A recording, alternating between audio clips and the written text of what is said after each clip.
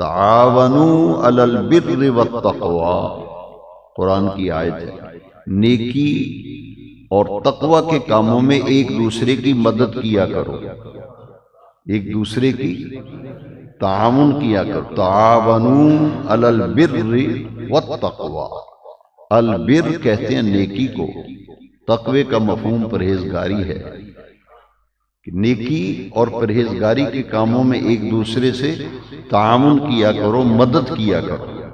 تو جب کوئی بندہ کسی بندے کی مدد کرتا ہے تو وہ در حقیقت اللہ کی مدد ہوتی ہے، وہ در حقیقت اللہ ہی کی مدد ہوتی ہے۔ آپ کو پیسوں کی ضرورت ہے تو آپ کسی سے قرض پیسے لیتے ہیں تو وہ آسمان سے تو نہیں گرے آپ کی گود میں، دیے اللہ نے ہیں۔ وہ سبب کس نے پیدا کیا؟ اس کا اس میں صفت ہے مسبب الاسباب، اس نے سبب ایک بندے کو بنا دیا جس نے تمہاری مدد کی اور تمہیں پیسوں کی ضرورت تھی، اس نے جیب سے نکال کے تمہیں دے دی۔ تو وہ جو اس نے تمہاری مدد کی ہے، مسلمان کا یہ عقیدہ ہے کہ وہ در حقیقت کس کی مدد ہے؟